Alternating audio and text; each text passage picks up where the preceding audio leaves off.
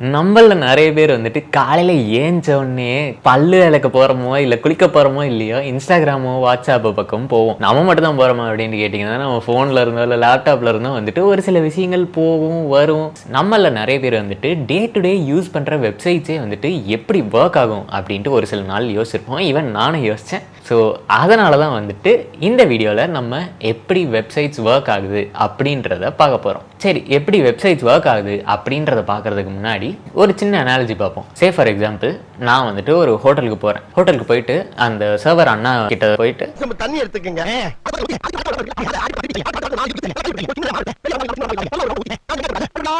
அழகா மடிச்சு கம கம கமன்னு ஒரு ஊத்தப்பத்தை எடுத்துட்டு வாங்க. அவர் என்ன பண்ணுவாரு, மாஸ்டரும் வந்துட்டு அழகாக தோசை போட்டு அதை மடித்து மேலே வந்துட்டு வெண்ணெய் வச்சு அதை எடுத்து சர்வர் அண்ணா கிட்ட கொடுப்பாரு. சர்வர் அண்ணா வந்துட்டு என் கையில் கொடுப்பாரு. நான் அதை சாப்பிட்ருவேன்.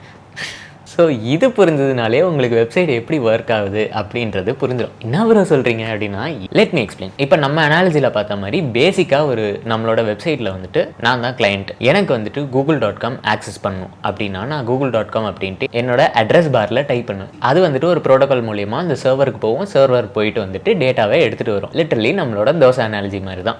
ஃபார் எக்ஸாம்பிள், நான் வந்துட்டு google.com அப்படின்ட்டு என்னுடைய அட்ரஸ் பாரில் டைப் பண்ணுறேன். ஆக்சுவலாக google.com தான் அதோட அட்ரஸ் அப்படின்ட்டு கேட்டிங்கன்னா yes and no. Let me explain. நான் வந்துட்டு google.com அப்படின்ட்டு மட்டும் டைப் பண்ணி ஆக்சஸ் பண்ணாமல் 142.250.77.142 அப்படின்ட்டு வந்துட்டு நான் டைப் பண்ணி ஆக்சஸ் பண்ணலாம். இது என்ன அப்படின்ட்டு பார்த்தீங்கன்னா, இது கூகுளோட ஐபி அட்ரஸ். அதாவது நான் google.com அப்படின்ட்டு டைப் பண்ணாமல் இப்படியும் ஆக்சஸ் பண்ணலாம், இல்லை இப்படி டைப் பண்ணாமல் டேரெக்டாக google.com அப்படின்ற மாதிரி ஆக்சஸ் பண்ணலாம். சரி ப்ரோ, இது என்னது அப்படின்ட்டு கேட்டிங்க. google.com அப்படின்றது வந்துட்டு ஒரு டொமைன் நேம். அதாவது இன்டர்நெட்டில் இல்லை ரியல் லைஃப்பில் எந்த இடத்துல பார்த்தாலுமே ஒவ்வொரு கம்ப்யூட்டருக்கும் ஒவ்வொரு ஐபி அட்ரஸ் அப்படின்ட்டு ஒன்று இருக்கும். அந்த கம்ப்யூட்டரை தனித்துவமாக ஐடென்டிஃபை பண்ணுறதுக்காக. ஃபார் எக்ஸாம்பிள், கூகுளோட சர்வருக்கு வந்துட்டு இந்த நம்பர் தான் ஐபி அட்ரஸாக இருக்கும். இப்போ என்னோட பர்சனல் கம்ப்யூட்டருக்கு பார்த்தீங்கன்னா அதுக்கு வேறு ஐபி அட்ரஸ் இருக்கும். அந்த மாதிரி ஐபி அட்ரஸ்லாம் ஷேர் பண்ணக்கூடாது, ஆக்சஸ் பண்ணிடுவாங்க. ஸோ நீங்களும் ஷேர் பண்ணாதீங்க. ஒவ்வொரு சைட்டுக்கும் ஸ்பெசிஃபிக்காக இருக்க ஐபி அட்ரஸ் எல்லாமே வந்துட்டு ஒவ்வொரு டொமைன் நேமோட அட்டாச் ஆகிருக்கும். இதெல்லாம் எங்கே இருக்கும் அப்படின்ட்டு பார்த்தீங்கன்னா டிஎன்எஸ் அப்படின்ற ஒரு இடத்துல தான் இருக்கும். அது டொமைன் நேம் சர்வர் அப்படின்ட்டு சொல்லுவாங்க. இது வந்துட்டு ஓவர் த டாப் எக்ஸ்பிளனேஷன் என்ன அப்படின்ட்டு பார்த்தீங்கன்னா, நம்ம ஃபோனில் இருக்க கான்டாக்ட்ஸ் இன்ஃபோ மாதிரி இல்லைனா ஃபோன் புக் மாதிரி. எப்படி நம்ம கான்டாக்டில் வந்துட்டு ஒவ்வொருத்தரோட ஃபோன் நம்பருக்கு வந்துட்டு ஒவ்வொரு நேம் போட்டு நம்ம சேவ் பண்ணியிருக்கோமோ, ஃபார் எக்ஸாம்பிள் இவங்க நேம் போட்டு வந்துட்டு ஸ்கூலு, இவங்க நேம் போட்டு காலேஜ், இவங்க நேம் போட்டு யூடியூப், அந்த மாதிரி சேவ் பண்ணியிருக்கோமோ அந்த மாதிரி தான் இந்த டிஎன்எஸும் சேவ் பண்ணி வச்சிருக்கோம். இன் திஸ் கேஸ் ஃபோன் நம்பர்ஸ்க்கு பதிலாக ஐபி அட்ரஸ் சேவ் ஆயிருக்கும் அண்ட் நேமுக்கு பதிலாக டொமைன் நேம் சேவ் ஆயிருக்கும். நான் என்னோட அட்ரஸ் பாரில் போயிட்டு google.com அப்படின்ட்டு போட்டேன்னா அது டேரெக்டாக இந்த டிஎன்எஸ் சர்வருக்கு போகும். டிஎன்எஸ் சர்வரில் போயிட்டு google.com யாரோடது அப்படின்ட்டு பார்க்கும். அதுக்கான ஐபி அட்ரஸை இது போயிட்டு மேட்ச் பண்ணும் அண்ட் அந்த ஐபி அட்ரஸ் எடுத்துகிட்டு போயிட்டு அந்த சர்வர் கூட கனெக்ட் பண்ணும். இந்த சர்வர் கனெக்ட் பண்ணுற விஷயம் வந்துட்டு டிசிபி ஐபி அப்படின்ற ஒரு ப்ரோட்டோகால் மூலியமாக நடக்குது. அது என்னென்னா, சிம்பிளாக சொல்லணும்னா, ஃபார் எக்ஸாம்பிள் இன்டர்நெட்டில் வந்துட்டு பெரிய பெரிய இன்ஃபோ நம்ம வாங்கும். ஃபார் எக்ஸாம்பிள் நான் கூகுளில் வந்துட்டு ஏதோ ஒரு விஷயத்தை சர்ச் பண்ணுறேன் அப்படின்னா அதோட இன்ஃபோ வந்துட்டு நிறையா இருக்கும். ஒரு சில டைம் யூடியூப் வீடியோஸ் காட்டும், ஒரு சில டைம் வந்துட்டு இமேஜஸ் காட்டும், ஒரு சில டைம் வந்துட்டு இப்போல்லாம் வந்துட்டு அந்த ஏஐ இன்ஃபோ அந்த மாதிரி காட்டுது. இதெல்லாம் பெரிய இன்ஃபர்மேஷன். இதெல்லாம் ஃபுல்லாக அப்படியே அமுச்சு விட்டா வந்துட்டு வர வழியில் டேமேஜ் ஆகிறதுக்கு நிறையவே சான்சஸ் இருக்குது, லாஸ் ஆகிறதுக்கு நிறையவே சான்சஸ் இருக்குது. ஸோ அதனால் என்ன பண்ணுவாங்கன்னா, இந்த டிசிபி ஐபி ப்ரோட்டோகால் மூலிமா வந்துட்டு அந்த பெரிய மெசேஜை குட்டி குட்டி மெசேஜாக உடச்சி குட்டி குட்டி பேக்கெட்ஸாக சென்ட் பண்ணுவாங்க. அப்போ என்ன ஆகும்னா, எனக்கு ஒரு சின்ன பேக்கெட் லாஸ் ஆனாலும் அதை நான் ஈஸியாக ரிகவர் பண்ணிடலாம். எனக்கு டேட்டா லாஸ் அப்படின்றது இருக்காது. என்ன ஆகும்னா, இந்த ப்ரோட்டோகால் மூலியமாக வந்துட்டு அந்த டிஎன்எஸ்ல இருக்க ஐபி அட்ரஸ் எடுத்துகிட்டு போயிட்டு அந்த சர்வர் கூட கனெக்ட் ஆகும். அந்த சர்வர் கூட கனெக்ட் ஆனோடனே இந்த மாதிரி இன்ஃபர்மேஷன்லாம் கொடுக்கும். இந்த மாதிரி என்னோட ஐபி அட்ரஸ் போட்டு இந்த கிளையண்ட் வந்துட்டு உங்ககிட்ட இருந்து இந்த இன்ஃபர்மேஷன் வாங்குறாங்க, உங்ககிட்ட உங்களோட சர்வரில் கனெக்ட் பண்ணணும் அப்படின்னு நினைக்கிறாங்க, எனக்கு உங்களோட ஃபைல்ஸ் எல்லாம் கொடுங்க அப்படின்ட்டு கேட்கும். அதுக்கப்புறம் அந்த ஃபைல்ஸ் எல்லாம் எடுத்துகிட்டு வந்து நம்ம கம்ப்யூட்டரில் போடும். நம்மளால் அந்த சைட்டை ஆக்சஸ் பண்ண முடியும். இதுதான் வந்துட்டு ஒரு overview of how a website works. But அந்த ஃபைல்ஸ் அப்படின்னு சொன்னேன் இல்லையா, அந்த ஃபைல்ஸ்லாம் என்ன அப்படின்ட்டு பார்த்தீங்கன்னா ஒரு வெப்சைட்டோட பில்டிங் பிளாக்ஸ் தான். சரி, அந்த ஃபைல்ஸில் என்னென்ன ப்ரோ இருக்கும் அப்படின்ட்டு பார்த்தீங்கன்னா, நிறைய வந்துட்டு மோஸ்ட்லி கோட்ஸ் இருக்கும், HTML CSS ஜாவா ஸ்கிரிப்ட் இருக்கும், அண்ட் தென் குக்கீஸ் இருக்கும், அதுக்கப்புறம் கேஷ் ஃபைல்ஸ் இருக்கும். இந்த மாதிரி நிறைய விஷயங்கள் இருக்கும். நமக்கு முக்கியமாக தேவையான ஃபைல்ஸ் என்ன அப்படின்ட்டு பார்த்தீங்கன்னா 3 விஷயங்கள். ஒன்று HTML, இன்னொன்று CSS, இன்னொன்று ஜாவா.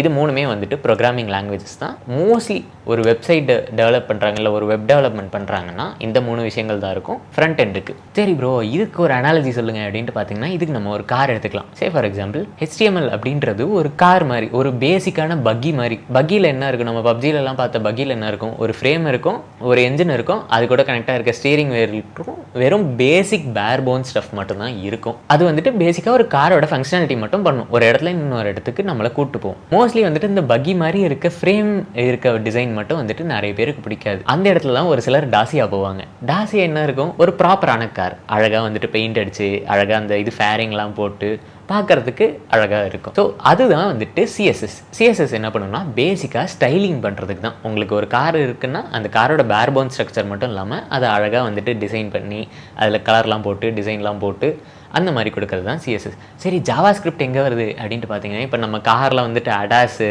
அதுக்கப்புறம் க்ரூஸ் கண்ட்ரோல், இந்த மாதிரி விஷயங்கள்லாம் வந்துட்டு அந்த காரில் இருக்க எக்ஸ்ட்ரா ஃபீச்சர்ஸ், இதுதான் ஜாவா ஸ்கிரிப்ட். ஸோ இதுதான் வந்துட்டு ஒரு பேசிக் வெப்சைட் டெவலப்மெண்ட், ஃப்ரண்ட் அண்ட் டெவலப்மெண்ட்கான ஒரு அனாலஜி அப்படின்ட்டே சொல்லலாம். சரி ப்ரோ, அப்போ வந்துட்டு வெப்சைட்டில் என்னென்ன டைப்லாம் இருக்குது அதையும் சொல்லிடுங்க அப்படின்ட்டு கேட்டிங்கன்னா, வெப்சைட்ஸில் வந்துட்டு மோஸ்ட்லி 2 டைப் இருக்கும். ஒன்று வந்துட்டு ஸ்டாட்டிக் வெப்சைட்ஸ், இன்னொன்று டைனாமிக் வெப்சைட்ஸ். ஸ்டாட்டிக் வெப்சைட்னா என்ன அப்படின்ட்டு பார்த்தீங்கன்னா, அது வந்துட்டு யார் ஓப்பன் பண்ணாலும் அது ஒரே மாதிரி தான் இருக்கும். இப்போ நான் ஓப்பன் பண்ணாலும் ஒரே மாதிரி தான் இருக்கும், நீங்கள் அந்த வெப்சைட் ஓப்பன் பண்ணாலும் ஒரே மாதிரி தான் இருக்கும். ஃபார் எக்ஸாம்பிள் விக்கிபீடியாவில் போயிட்டு வந்துட்டு நம்ம எம்ஜினா அப்படின்ட்டு சர்ச் பண்ணோம்னா, அந்த எம்ஜினாவோட பேஜ் வந்துட்டு உங்களுக்கும் எனக்கும் ஒரே மாதிரி தான் இருக்கும். ஏன்னா அது வந்துட்டு ஒரு ஸ்டாட்டிக் வெப்சைட்ஸ். இதுவே நான் வந்துட்டு ஃபார் எக்ஸாம்பிள் என்னோட இன்ஸ்டாகிராமோ இல்லைன்னா நீங்கள் வந்துட்டு உங்களோட இன்ஸ்டாகிராமோ ஓப்பன் பண்ணுறீங்கன்னா, நம்ம 2 பேரோட ஃபீடுமே வந்துட்டு டிஃப்ரெண்ட்டாக இருக்கும், நீங்கள் அதெல்லாம் பார்க்குறீங்கன்றதை பொறுத்து. ஸோ இதுக்கு பேர் தான் வந்துட்டு டைனாமிக் வெப்சைட்ஸ் அப்படின்வாங்க. இது ஒவ்வொரு வெப்சைட் டைப் பொறுத்து வந்துட்டு நமக்கு வர ஃபைல்ஸில் வந்துட்டு மைனர் சேஞ்சஸ் இருக்கும். ஃபார் எக்ஸாம்பிள் ஸ்டாட்டிக் வெப்சைட்ஸ்லாம் பார்த்தீங்கன்னா உங்களுக்கு ஃபைல்ஸ் எப்படியும் சிமிலராக தான் வரும். ஸோ ஃபைல்ஸை டேரெக்டாக வந்துட்டு நமக்கு சர்வர்லேருந்து நமக்கு அதே ஃபைல்ஸ் தான் இருக்கும், அதே சேஞ்சஸ் இல்லாமல் இருக்கும். இதுவே டைனாமிக் வெப்சைட்ஸ்லாம் பார்த்தீங்கன்னா ஒவ்வொருத்தருக்கும் டிஃப்ரெண்ட்டாக இருக்கிறதுனால, நான் என்னோட இது ஐடி பாஸ்வேர்ட் போட்டு லாகின் பண்ணி நான் பார்க்குறேன்னா எனக்கான இண்டிவிஜுவல் ஃபைல்ஸ் வந்துட்டு அப்போ தான் அந்த சர்வரில் ஜென்ரேட் ஆகி அதை என்கிட்ட வந்து கொடுக்கும். அதே மாதிரி உங்களுக்கு அது டிஃப்ரெண்ட்டாக இருக்கும், ஏன்னா டைனாமிக் வெப்சைட்ஸ். ஸோ இதுதான் மக்களே types of websites and website எப்படி ஒர்க் ஆகுது அப்படின்ற விஷயம், and what are websites made of அப்படின்ற விஷயம். ஸோ இதை பற்றி தான் பேசணும்னு நினச்சேன். I hope this videos informative. So இதே மாதிரி இன்ட்ரெஸ்டிங்கான கண்டென்ட்டுக்கு என்னோட சேனல் செக் அவுட் பண்ணி பாருங்க. அடுத்த வீடியோவில் பார்ப்போம். என்ன போய்